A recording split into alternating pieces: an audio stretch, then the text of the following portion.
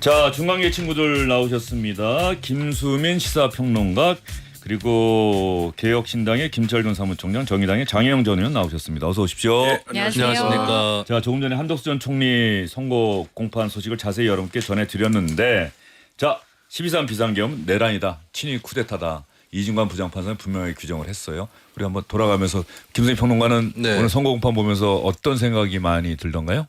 일단 내란이라는 판단이 내려진 첫 공판 선고였거든요. 그렇죠. 너무 당연한 것이 아닌가, 이게 그렇게 어려운 사안이었나라는 생각이 다시 한번 들었습니다.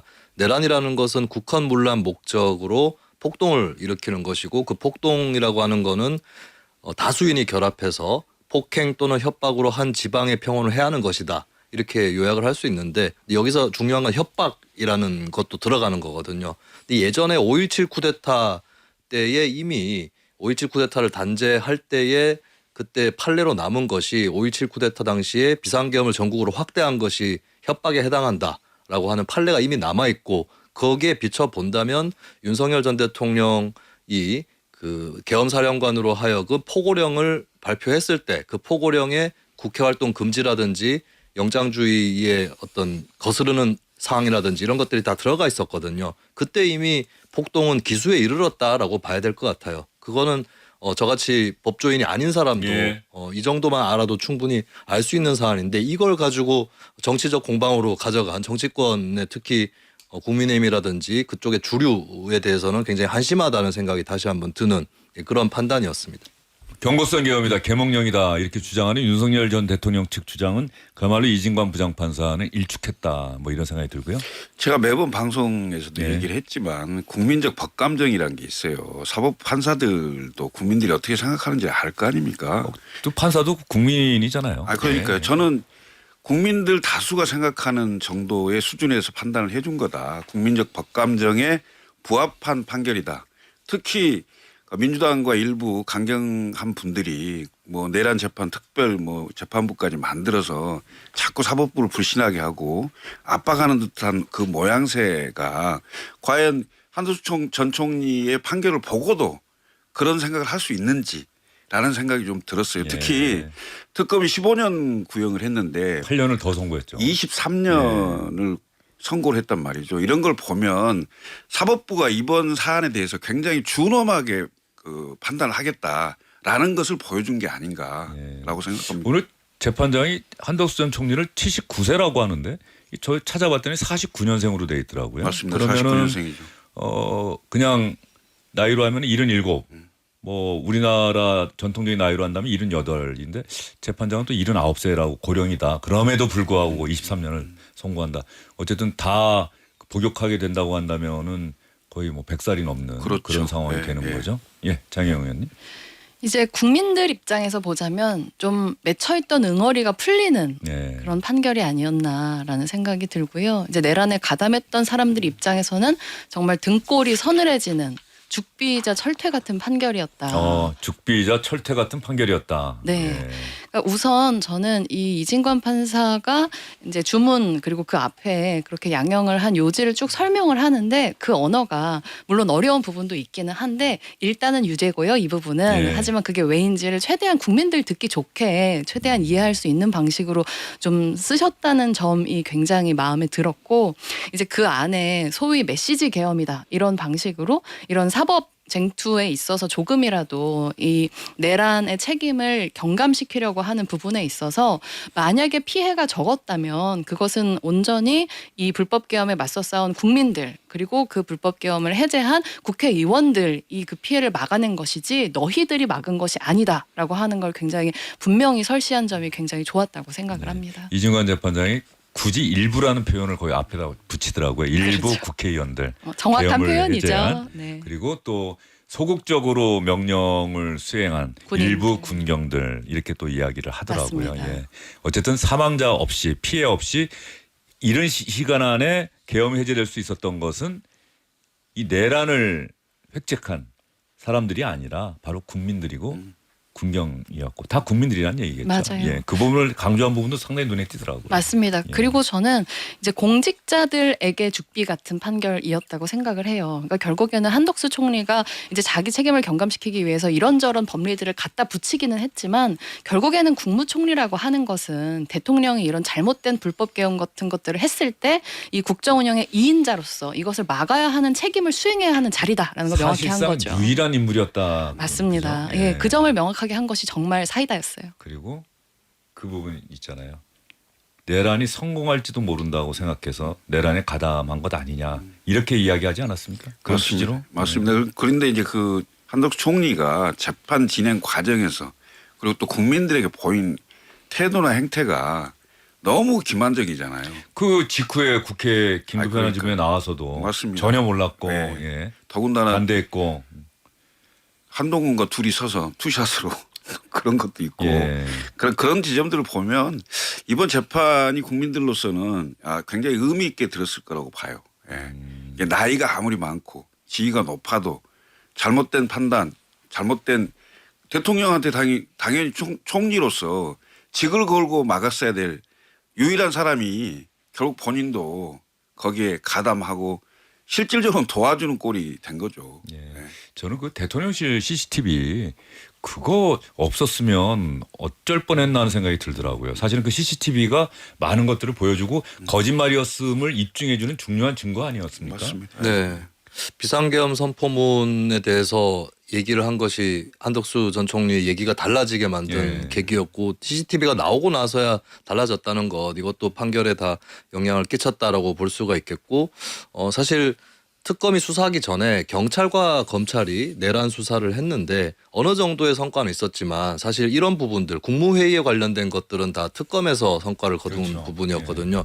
그 점에서는 처음에 경찰이나 검찰이 그래도 국무위원들이 적극적으로 같이 가담하진 않았겠지라고 조금 성급하게 판단을 했던 것은 아닌가. 이 점은 또 돌아봐야 될 그런 지점으로 남는 것 같고 특검의 성과다 이 부분은 예. 그렇게 또 정리를 해볼 수가 있을 것 같습니다. 그리고 CCTV에서 저는 결정적이었던 게 한덕수 전 총리가 당시에 읽었던 문건 중에 포고령 문건이 있거든요. 만약에 비상계엄 선포문만 있었다면 계엄 선포만 하고 그냥 뭐 예를 들어서 이른바 경고성 계엄이라든지 그 정도 수준으로 끝날 줄 알았다. 이런 변명을 해도 먹힐 수 있는데 포고령에는 국회활동 금지라든지 다 들어가 있기 때문에 그렇죠. 이 부분이 처단한다도 들어가 있었죠. 그렇죠. 예. 이 부분이 좀 결정적인 것 같습니다. 근데 남아 있는 거는 그 비상계엄 선포문이라든지 또 그 비상 입법 기구 관련한 문건을 과연 누가 썼느냐 이 부분이 아직 안 밝혀진 것 같은데 일단 김용현 전 장관이 썼다는 거는 김 전 장관이 본인이 어떤 워드 프로그램으로 썼는지도 못 밝혔기 때문에 예. 이 그 점에 측근들은 대해서는 뭐 그런 거 쓰는 걸 본 적이 없다고 또 예. 한 측근의 증언에 예. 따르면은 책상에서 그런 워드 작업을 하는 걸 못 봤다. 그렇죠. 예. 비밀번호도 못 풀 것이다. 예. 라고 얘기를 했고 제 개인적으로는 좀 의심이 되는 게 윤석열 전 대통령이에요. 그리고 그 문건 중에 보면 굉장히 그 정렬 솜씨가 빼어난 문건이 나오는데 윤 전 대통령이 검찰에 있을 때 그 페이퍼워크라고 하죠. 문서 작업을 굉장히 잘하는 것으로 소문이 났던 검사여서 의외의 사실이지만 예. 그래서 저는 아직도 이거 윤 전 대통령이 쓴 거 아니냐 예. 그 의심을 좀 풀었으면 좋겠습니다. 알겠습니다. 김수민 평론가의 의심이다라는 네. 점 다시 한번 말씀을 드리도록 하겠습니다. 오늘 한덕수 전 총리의 1심 선고, 다음 달 10일로 예정된 이상민 전 행정안전부 장관 1심 선고, 그리고 2월 19일로 예정된 윤석열 전 대통령, 김영훈 전 국방부 장관 등 이 주요 내란 관련 혐의자들에 대한 1심 선고 공판에 어떤 영향을 미치게 될지 다음 달 선고 공판에 또 상당히 큰 관심들이 쏠릴 것 같습니다. 저희는 이재명 대통령의 신년 기자회견, 오늘 대통령 기자회견이 다들은 뭐 보셨어요? 워낙 길어서 한 맞아요. 2시간 정도. 예정된 2시간이 아니에요. 더 했나요? 3시간. 네네. 아, 네. 예정된 시간이 90분이었는데 맞습니다. 90분에서 87분을 더했대요. 와우. 그러니까 177분을 했으니까 거의 3시간을 한 거예요. 역대 대통령 기자회견 가운데 최장이라고 홍보수석실이 바로 또 보도자료를 내놓더라고요. 네. 어떠셨어요? 장혜영 의원님 오늘 신년 기자회견 보면서. 근데 이제 보면 이재명 대통령도 이제 기자회견에도 기자들이 뭘 물어볼지는 다 나와 있는 거 아니에요? 대충 예상 가능하고. 그렇죠. 그렇죠? 네. 예. 그래서 뭐 전 안정감이 오히려 좀 느껴졌던 예. 것 같아요. 이재명 대통령이 또 이재명 대통령 했다. 어. 그러니까 만기 침람형의 대통령이라는 건 이미 여러 차례 뭐 그 이전의 기자회견들이나 뭐 국무회의에서 다 알려졌고 이번에도 그냥 거의 뭐 증문즉설 차력쇼 같은 느낌이었죠. 예. 그래서 오히려 재밌게 봤습니다. 뭐 이해운 의원 관련 질문이나 뭐 보안 수사권 관련 질문은 다 예상됐던 부분이잖아요. 오늘 사실 그 부분 제일 관심 있게 보지 않았어요. 뭐 다른 맞습니다. 이런 정도도 있지만. 예. 검찰하고 이해운 예, 그렇죠. 건이죠. 예. 저는 이제 뭐 전반적으로 보면 약간은 좀 위험하다 이런 생각이 들어요. 대통령이 되면, 위험하다? 대통령이 되면 예. 본인이 모든 걸 다 할 수 있다고 생각해요. 그러니까 모든 정보가 다 집중이 되잖아요. 그래서 대통령이 날마다 아침에 쫙 보고 다 받고 그러면 각 부처로부터 오는 정책 같은 거 다 정리가 되잖아요. 그래서 이게 장시간 했다는 게 굉장히 뭐 대통령으로서 하고 싶은 얘기도 많고 궁금한 게 많아서 국민들에게 뭐 하여튼 예. 나는 질문을 회피하지 않는다. 뭐 그런 이미지인 것도 있을 수 있으나 이게 대통령으로서 너무 내가 다 알고 있어. 내가 다 할 수 있어. 이런 식의 어떤 약간의 오만함으로 넘어가기 직전에 상황이지 않을까 이런 생각이 들어서 네. 약간 위험하다. 물론 잘했다고는 봐요. 뭐 장시간에 지금 상황에서는 전임 대통령이 소통을 너무 못했기 때문에 정상화한다는 차원에서는 잘 됐다고 보는데 소통을 못한 겁니까? 안 한 겁니까? 둘 다가 둘 다. 아닐까요? 예. 그런데 좀 안타까운 지점은 예를 들면 그 환율을 물었을 때 네. 대책이 있으면 진즉했겠죠. 이런 식의 얘기들이 있잖아요. 그러니까 그러니까 솔직하게 이야기하는데 또 어떻게 들으면은 대통령이 저렇게 답변을 해도 그렇게까지 되나 하면은 싶은, 예. 대책이 없다는 얘기야? 이렇게 좀 들릴 수가 예. 있고 예를 들면 부동산 문제라든지 북한 핵 문제라든지 이런 게 지금 현재 현재 이재명 정부 차원에서의 한계나 이런 걸 노정시킬 수 있는 문제긴 하지만 그래도 대통령이 올해는 뭘 하겠다라는 걸 얘기하는 자리이기 때문에 신년 기자회견이니까. 예. 예. 그런 지점들은 좀 안타깝더라고요. 예. 너무 좀 한계를 지워버리는 듯한 그런 얘기들이 와서 좀 안타까웠고요. 아까 지금 앵커 질문하신 그 두 가지는 뭐 나름 솔직한 얘기를 한 거고요. 특히 이 검찰의 보안 수사권 문제는 지금 당정이 이견을 보이고 있는 상황에서 대통령이 어떤 생각을 갖고 있는지를 정확히 보여줬다. 예. 그래서 법조인이기도 하고 지금 사법 체계에서의 어떤 그 검찰의 권력만 뺏으려고 하는 강경파에 예. 대한 일종의 어떤 뭐랄까 제재 나는 그렇게 생각하지 않는다라는 걸 보여줬다고 생각합니다. 알겠습니다. 김선희 평론가에게는 그러면 이재명 대통령 기자회견 내용을 좀 듣고 네. 질문을 드리도록 하겠습니다. 먼저 이해운 기획예산처장관 후보자 문제 당연히 기자들이 질문을 했겠지요. 대통령의 발언, 대통령의 생각은 어땠는지 다시 한번 들어보시기 바랍니다. 참 어렵습니다. 직설적으로 얘기를 하면 이해훈 지명자에 대해서 어떻게 할지는 아직 결정은 못했어요. 근데 아쉬운 거는 본인의 이야기를 공개적으로 들어볼 기회를 갖고 그 청문 과정을 본 우리 국민들의 좀 판단을 제가 들어보고 좀 그렇게 판단하고 싶었는데 결정하고 싶었는데 그 기회마저 봉쇄돼서 본인도 아쉽겠지만 저도 참 아쉽습니다. 문제가 있어 보이긴 해요. 그에 대해서 본인의 해명도 또 들어봐야 되는 거 아닌가요? 그게 공정하죠. 청와대의 검증에 문제가 있는 거 아니냐는 지적도 아마 하실 것 같아요. 뭐 문제가 있죠, 결론적으로. 부족하죠. 근데 그분이 뭐 진짜인지 아닌지 뭐 좀 가려봐야 되겠지만 보좌관한테 갑질을 했는지 안 했는지 우리가 어떻게 합니까? 자기들끼리만 알고 있는 그 정보를 가지고 마치 대부에서 나오는 배신자 처단하듯이 그래 막 우리는 모르는 걸 막 공개를 해가면서 이렇게 공격을 하면 뭐 흠잡힐 일을 한 당사자의 잘못이기도 하겠지만 우리로서는 알기 어렵죠. 자, 이재명 대통령 이해운 후보자에 대한 이야기 솔직하게 얘기는 다 한 거예요. 뭐 문제가 있어 보이긴 한다는 이 표현까지 하면서도 그럼에도 불구하고 공개적으로 한번 설명을 들어봐야 되는 것 아니냐. 그래야 국민들 판단도 설 것이고. 어떻게 들으셨습니까? 물론 설명을 들어보는 것이 안 들어보는 것보다는 더 좋겠지만 현재까지 불거져 있고 또 어느 정도 확정된 사실만 놓고 판단을 해도 대통령 입장에서는 더 이상 고민할 이유가 없지 않나 이런 생각이 듭니다. 거기에 비춰서는 좀 대통령이 물론 일부러 더 지켜보는 것인지 아니면 상황 인식이 아니한 것인지 모르겠지만 너무 드러난 사실에 비해서는 낮은 수위로 얘기를 한다고 보거든요. 사실 강선우 여성가족부 장관 후보자만 해도 주로 보좌관 갑질 문제 때문에 낙마를 했습니다. 근데 보좌관에 대한 갑질은 이미 이혜원 후보자는 음성 파일로 다 드러난 것이고 거기에 쌓여가지고 더 위중한 의혹들이 쌓여 있고 문제들이 쌓여 있거든요. 아파트 청약 가점만 해도 조작이 확실한 것이고, 근데 이래서 이게 도의적 수준을 넘어서서 사법적 수준으로 비화가 되는 이런 상황이고, 만약에 임명을 했을 때 장관 신분으로 수사를 받아야 되는 그런 처지가 될 수 있는데 여기서 그냥 소명을 받아보는 게 더 중요하다라고만 얘기할 것인가. 사실 진작에 좀 정리가 됐어야 될 인사인데 계속 끌고 가는 건 바람직하지 않고, 뭐 속으로는 일단 이대로 임명은 곤란하지만 데리고 온 분이니 밖에서 모시고 온 분이니까 좀 쉽게 못 자른다 이 정도로 생각한다면 다행이겠지만, 뭐 청문회에서 소명을 들어볼 기회가 없었기 때문에 그냥 임명하겠다 이렇게 되면은 또 굉장히 큰 사태가 일어날 것이다라고 봅니다. 예, 알겠습니다. 이혜원 후보자 국민의힘에서 오늘 중에 자료를 추가로 제출한다면 모레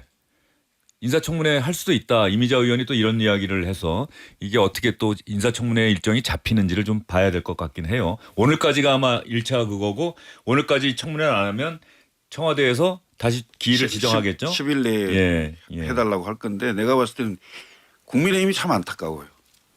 오히려 암묵적으로 이혜원 후보자를 임명하라고 하는 거 아닌가. 이게 이슈가 워낙 많기 때문에 당연히 청문회를 했어야 됩니다. 청문회를 해서 공식적인 자리에서 이혜원 후보자의 답변을 듣고 그다음에 이슈를 하나하나 정리를 해서 뭐가 잘못됐는지를 환기시켜야 돼요. 왜냐하면 요즘 뭐 김병기다 뭐 강선우다 김경이다 뭐 해서 이슈가 너무 많은 상황이기 때문에 이미 이혜원 후보자에 대한 이슈가 소비가 많이 돼버렸단 말이죠. 그러면 이 상황에서는 반드시 청문회를 했어야 되는데 그 대국회 전략 청문회 전략이 나는 너무 미흡했다 이런 생각이 들고 이재명 대통령 입장에서는 좀 안타까운 게요. 아까 얘기도 했지만 그 의원들 갑질 그 1, 2, 3 1, 2, 3등 안에 드는 분인데 국회 3평 한 바퀴만 돌려봤어도 그 부분도 저는 얼핏 대통령 답변 들으면서 그러니까 검증하는 팀들은 일단 3평만 조금 들어봤어도 그럼요. 당연히 다 나오는 거죠. 당연히 다 나오는 근데 이제 거고. 물론 3평을 들어봤어도 어떤 사람한테 전화했느냐에 따라서 그 답변을 들을 수도 있고 못 들을 수도 있죠. 그건 있죠. 아니 물론 그러긴 하지만 이 보좌관한테 전화는 못했을 거 아니에요. 당사자한테는 안 했더라도 예를 들면 민주당 보좌진 협의회에서만 해도 금방 다 드러나는 거예요. 사실 다른 당의 의원이었긴 하지만 국회의원회관에서 한정된 사람들이 있기 때문에 여야를 다 알거든요. 그 보좌진 협의회 통한 3평 이것도 좀 중요한 인사 기준이 되겠네요. 국회의원을 만약에 장관직에 임명한다면. 자, 알겠습니다. 검찰의 보안 수사권에 대해서는 이재명 대통령이 또 어떤 이야기했는지 이 부분도 한번 들어보도록 하겠습니다. 저는 보안 수사를 안 하는 게 맞다고 생각해요. 그러나 예외적으로 필요한 경우가 있어요. 공소시효가 이틀밖에 안 남았는데 예를 들면 송치가 왔어요. 이틀밖에 안 남았어. 간단하게 어디 물어보면 돼. 예를 들면. 그런데 이거를 보안 수사가 전면 금지가 되면 경찰로 다시 보내라. 가는데 이틀, 오는데 이틀 하고 끝나버려요. 예를 들면 이런 경우 어떡할 거예요? 그런 경우에 남용의 가능성을 봉쇄하고 없애고 아주 예외적인 경우에 남용의 여지가 없게 안전장치를 만든 다음에 그런 거 정도는 해주는 게 실제로 국가 업무를 효율적으로 처리하는 계기이기도 하잖아요. 이 검찰개혁의 핵심은 검찰한테 권력을 뺏는 게 목표가 아니에요. 진짜 최종 목표는 국민들의 권리 구제예요. 국민들의 인권 보호, 국민들의 권리 구제. 이번에는 의제가 아니에요. 이번에 공소청, 중수청 뭐 그거는 나중에 더 연구해야 된다 이거는. 그래서 미정 상태예요. 예. 오늘 대통령 얘기를 들으면서 대통령이 그 주된 생각의 추가 어디에 기울어져 있는가는 자세히 들으면 짐작은 되는데 이재명 대통령이 어느 한쪽을 얘기하면서도 다른 쪽의 가능성의 문을 완전히 닫아놓지는 않는다.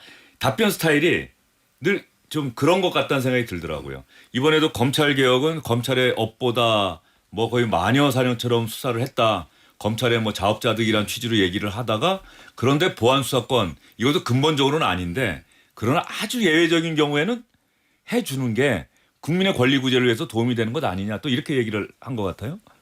그러니까 약간 심판 보는 것 같은 느낌으로 말씀하신다는 생각은 들었는데 저는 그래도 원론적으로 어떤 가능성이 그러니까 누가 들으면 물에 물 탄 듯 술에 술 탄 듯이지만 그래도 다양한 가능성을 좀 생각할 수 있는 방식으로 말을 하는 게 저는 이번에는 긍정적인 느낌으로 들렸고요. 그리고 제일 중요한 거는 검찰 개혁의 목표가 국민들의 권리를 구제하고 인권을 보호하는 것이다라고 하는 이 원칙을 천명하는 것이 가장 중요한 부분이었다고 생각을 합니다. 이제 보안 수사권 그 자체가 선이거나 악일 수는 없고 그것이 어떻게 국민들의 권리 구제에 필요한지가 대다수 국민들이 듣기에 동의가 되면 그것은 필요한 것이고 그렇게 아니라면 또 아닌 것이니까. 근데 지금 논의가 그런 방식으로 되고 있지는 않잖아요.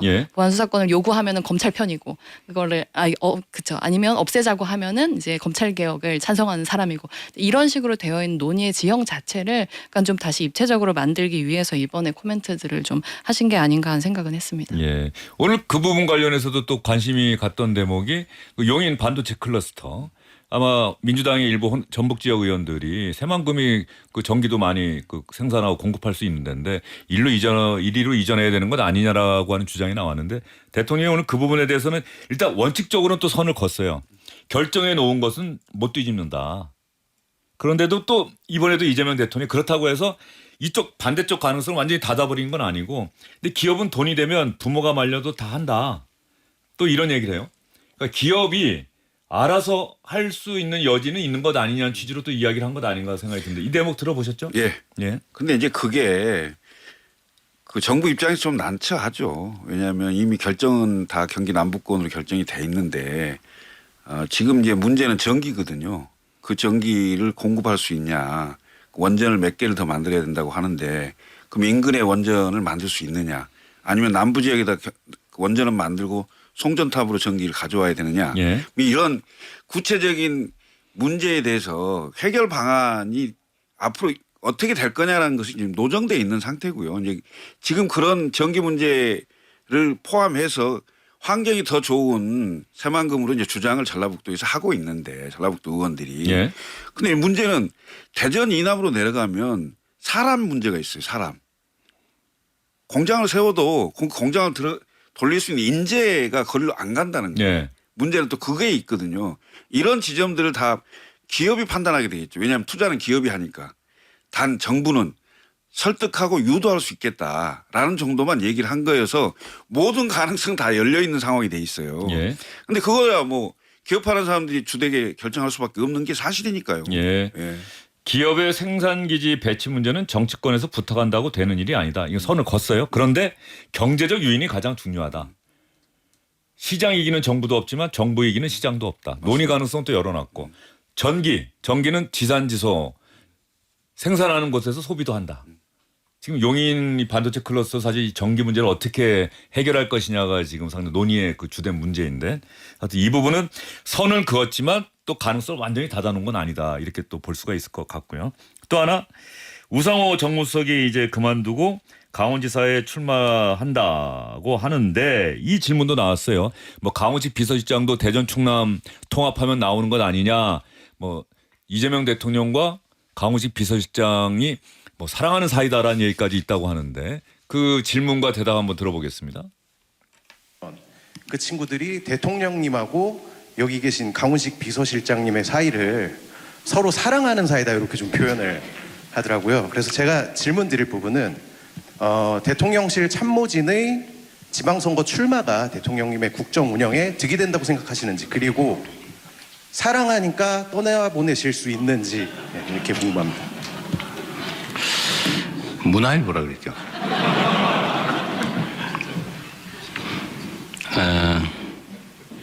저는 제 아내를 사랑합니다.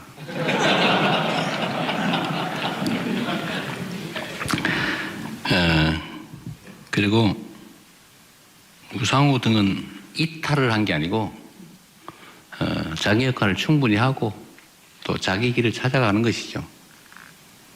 우리가 무슨 꼭 같이 가야 되는 떨어지면 안 되는 관계는 아니니까 이탈은 아닌 것 같아요. 그분도 그분의 뭐 삶이 있는 것이고 또 정무수석으로서의 역할을 충분히 잘 했어요. 또 후임은 또 후임대로 자기 역할을 잘 하겠죠. 뭐 어떤 사람이 어떤 정치적 선택을 하는가 하는 것은 제가 이래라 저래라 할 수도 없고 또 한 가지는 전혀 예측 불능입니다. 알 수 없죠. 자, 김성희 평론가, 저 예측 불능이다. 강원식 비서실장을 사랑하는 게 아니라 제 와이프를 사랑한다라고 이야기는 했는데 이 예측 불능이다라고 하는 얘기는 앞으로 나갈 수도 있다 뭐 이렇게 또 해석할 수 있을까요? 사실 강훈식 비서실장이나 김용범 정책실장이나 네, 우상호 정무수석이나 다 선거 출마 도전이 유력하다라고 점쳐졌던 그런 인사들이기 때문에 특별하게 나간다 안 나간다에 초점이 맞춰지진 않을 것 같은데 그 밖에 인사들이 네. 또 있을 수 있어요. 그리고 대표적으로 이재명 대통령의 오랜 최측근이었던 김남준 대변인 네. 또 출마설이 나오고 있거든요. 거기까지 포함해가지고 좀 여지를 넓혀둔 것이 아닌가. 그런 것들이 예측 불가능하다라는 일종의 복선으로 나온 것 같아요. 그런 의미에서는 세간에서 예상하는 것보다는 더 많은 사람들이 지방선거에 출마할 수 있다. 여지를 일단 열어놓은 그런 발언이었다. 그래서 겉으로는 강훈식 실장을 얘기하는 것 같지만 김남준 대변인이나 김용범 실장까지 포함해서 예고를 하는 것이라고 볼 수 있겠고 이재명 대통령 특유의 플레이가 있는 것 같아요. 한국은 대통령이 선거에 개입하는 거에 대해서 법적으로도 제한이 있고 또 규범적 문화적으로도 제한이 있는데 지난번에 정원호 구청장을 슬쩍 띄운 것에서 볼 수 있듯이 그런 어떤 규범적 법적 제한에 안 걸리면서 뭔가 여지를 열어두거나 띄워주는 그런 플레이를 하는 데 있어서 좀 이재명 대통령이 나름의 특기 분야가 아닌가. 이번에도 좀 그런 네. 식의 언급이었던 것 같습니다. 알겠습니다. 김승희 평론가는 여기서 보내드리도록 하겠습니다. 무려 1분이나 더 계셨네요. 예. 감사합니다. 자, 이재명 대통령이 오늘 질문하는 기자 중에 MBC 기자가 있었어요. 근데 MBC 기자가 질문하기 전에 질문할 기회를 주셔서 감사합니다라고 좀 길게 이야기를 하더라고요. 어떤 얘기했는지 한번 들어보겠습니다. 예, MBC 김재경 기자입니다. 그 질문 기회 주셔서 대단히 감사하고요. 또 제가 감사하다고 말씀드린 이유 중에 저희가 지난 4년간 그 대통령 기자회견 때 질문 기회를 단 한 번도 얻지 못했습니다. 단 한 번도. 네, 그래서 저희가 뭐 대통령 뭐 민간인 전용 탑승기 보도도 있고 뭐 바이든 날리면 보도도 있고 해서 저희가 상당히 불편했구나라는 생각을 저희 MBC 네. 구성원들이 했었는데 당시 출입했던 기자들이 이제 너만큼은 반드시 질문 좀 했으면 좋겠다라고 해서 알겠습니다. 제가 이제 감사하다는 말씀 드립니다. 자주 기회를 드리세요. 전에 못하신 것까지 다 하게. 그래도 뭐 다들 공정하게 네. 질문 기회를 받는 것 같아서 네. 느낌이 새롭고요. 예. MBC 기자가 이재명 정부 들어서도 그동안 질문을 못했었던 모양이죠. 질문권을 받지 못했던 모양이죠. 신년 기자회견에서는 처음이겠죠. 그런가요? 예. 예. 이재명 정부 들어와서는 했던 기억이 있는데 뭐 찾아봐야 되겠다는 생각이 들긴 드는데 아니 했으면 이런 얘기를 오늘 굳이 했을까요? 지난 4년간이었으니까. 그러니까요. 예. 그러니까 이재명 정부 지금 이재명 들어서도. 정부는 예. 세 번째인데 예. 100일 그렇죠? 했었고. 예. 예. 알겠습니다. 어쨌든 또 뭐 바이든 날리면도 이렇게 얘기가 나오고 그러는데 정말 기자 아까 어디인가요? 문화일보인가요라고 질문했는데 사실 문화일보도 뭐 청와대 입장에서 보면은 우호적인 매체는 아닌데 그래도 그렇게 다 질문할 기회를 주고 뭐 그건 좀 달라진 건 분명해 보여요. 그렇죠. 예. 이제 이런 관행이 좀 이제 사람에 따라서 있었다가 없었다가 하는 게 아니라 계속 이제 보편적인 관행으로 좀 굳어졌으면 좋겠다 하는 의미로 MBC 기자님이 이렇게 말씀하신 예. 것은 저는 뭐 다행스럽게 생각합니다. 그 기자회견 중에 이제 한 가지 아쉬운 부분이 그 기자가 후속 질문을 하지 못하는 건 좀 여전히 아쉬워요. 맞습니다. 그러니까 한 번 질문하고 한 번 답변하면 그냥 넘어가 버리는 다른 주제로 이건 좀 여전히 좀 아쉽다는 생각이 좀 들어요. 그게 이제 명분은 예. 많은 분들이 질문할 예. 수 있도록 예. 뭐 이렇게 해준다는 건데 사실은 특정 주제에 굉장히 좀 깊숙이 한 그렇죠. 두세 번 이렇게 질문할 수 있는 기회가 생기면 지금보다는 훨씬 더 예. 좋은 많은 내용들이 나올 수가 있겠죠. 자, 이재명 대통령이 기자회견 3시간 가까이 하면서 많은 답변을 했는데 장동혁 대표 영수회담 제의에 대해서는 지금은 때가 아니다라는 취지로 이야기했어요. 여야가 국회가 먼저 대화해야 된다라고 이야기를 했는데 오늘 이준석 개혁신당 대표가 외국 나갔다가 오늘 들어와서 네. 그 장동혁 국민의힘 대표 단식 현장을 찾아갔습니다. 한번 볼까요? 해외에 있으면서도 참 많은 우리 해외에 있는 국민들도 참 관심이 많았습니다. 그래서 저희 보는 사람마다 늘 굉장히 많았습니다. 무엇보다 지금 뭐 이 단식이라는 것이 최대한 지금 이재명 정부에 대해서 당연히 해야 되는 특검을 받지 않는 것에 대해서 저희가 강하게 요구하는 과정에서 이제 있던 건데 가장 안타까운 거는 이 와중에서도 어떻게든 물타기 하려고 그러고 받지 않으려고 하는 모습 때문에 이제 마음이 아프면서 그래서 제가 봤을 때는 조금은 장기 투쟁이지 않을까 하는 우려와 함께 그래서 대표님 최대한 출실이 있는 게 어떨까라는 생각을 좀 하게 됩니다. 이게 지금 뭐 대한민국인 사람 치고 대표님의 결기를 뭐 믿지 못하고 또 그런 사람이 어디 있겠습니까? 그렇기 때문에 건강을 먼저 챙기시고 투쟁의 길로 나서야 되는 게 아닐까 그런 생각입니다. 예. 자, 이준석 대표가 장동혁 대표랑 연대 투쟁을 한다. 뭐 어떤 방안을 좀 생각하고 있는 게 있어요?